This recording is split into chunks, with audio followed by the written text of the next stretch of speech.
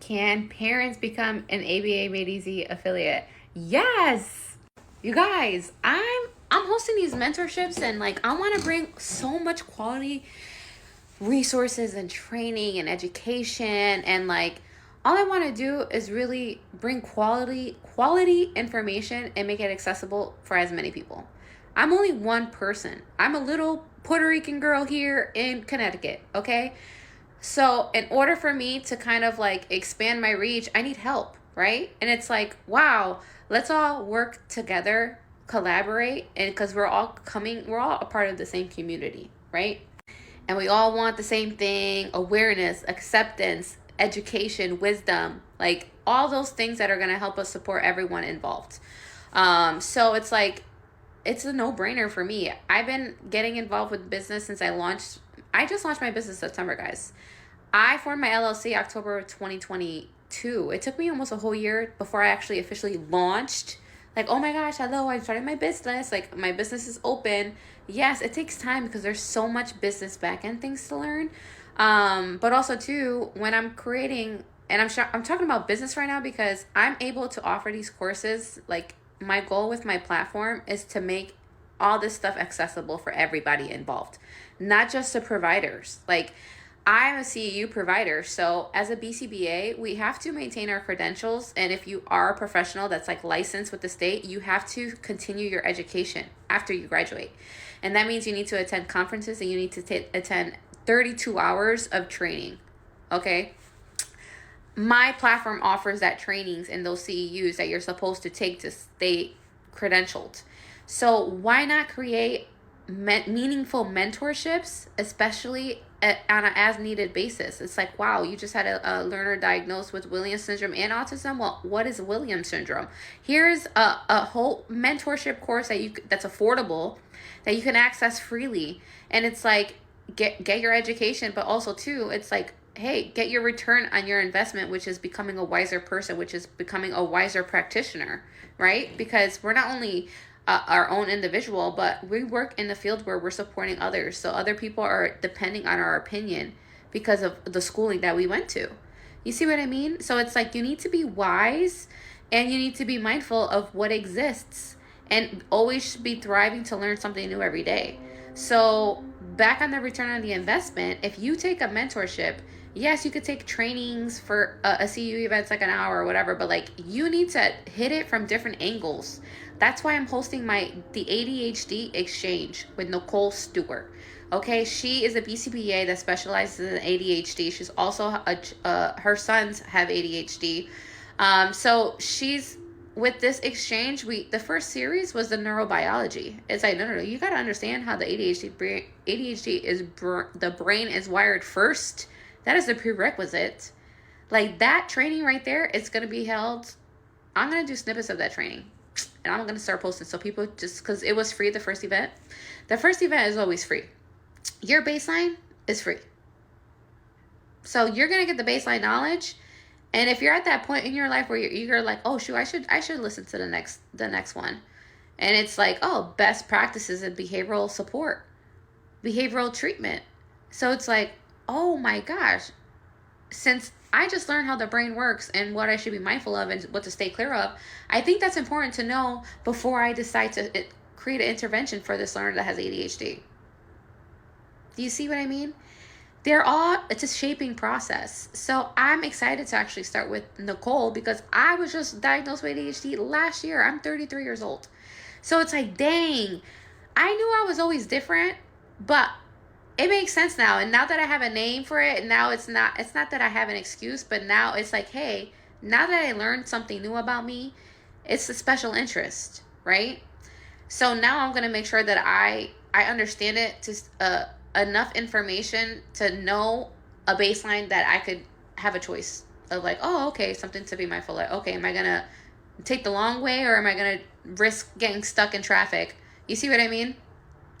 Or hitting the back road. Like, you always, when you become aware that you have choices and it's based off of response effort, so you know what's going to be faster and quicker for you. Like, if you're exhausted and you had to pick between going to the bathroom which is the first door outside of your bedroom, or going all the way to the kitchen, which is 3 entries, and then like a big loop, there's response ever involved. And as somebody that has a neurodivergent brain, we are rule governed behavior. Like, that's how I work, because I understand that there's prerequisites, but also I've been in the field from literally 25 weeks. Okay, my daughter was born 25 weeks, so I understand the development, because I'm raising a daughter that started living her life at 25 weeks when she's supposed to be in my belly. Okay, so it's crazy to be able to experience her as literally 12. She was the size of the elf on the shelf, literally the same exact size, 1.8 pounds and 12 and a half inches long. So it's crazy and then also too, I was telling this story today. This is like the third time I told this story today.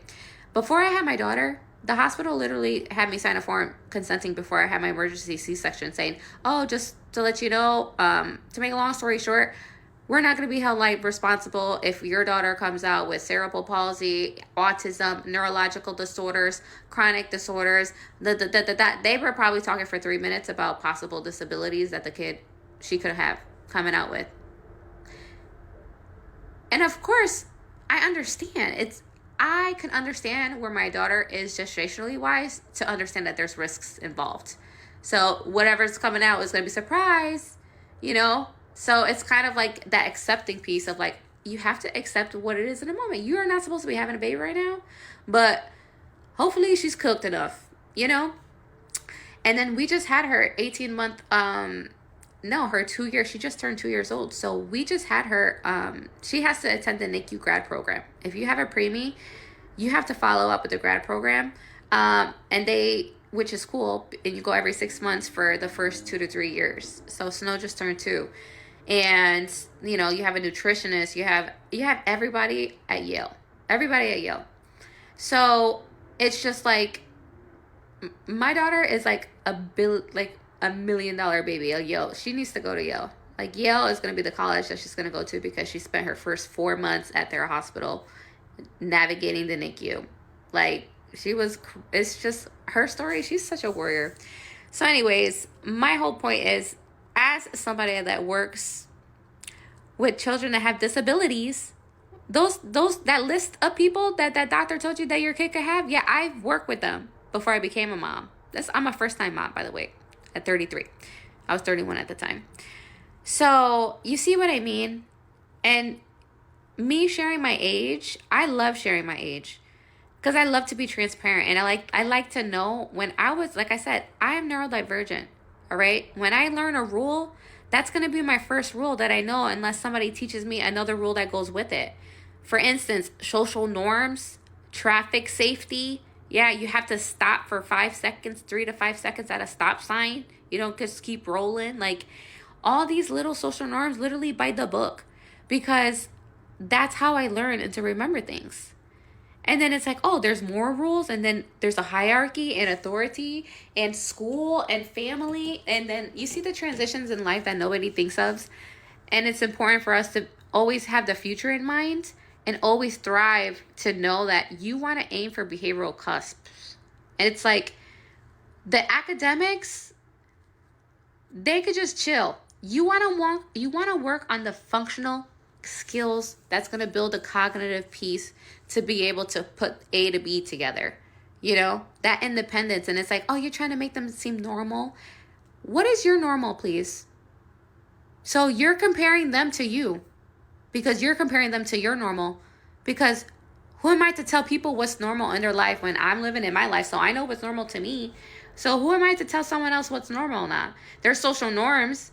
And all you have to do is understand that once you leave your house, you are a part of your society, and your behavior has an influence on everyone around you. So you need to be mindful of not only how you're feeling, but also how you're making others feel, especially when it comes to safety and proximity and respect and boundaries. There's levels and hierarchies to things all the time that people are not grasping, but there's also categories within those. So it's like, oh, respect. Respect is always in the same category as boundaries.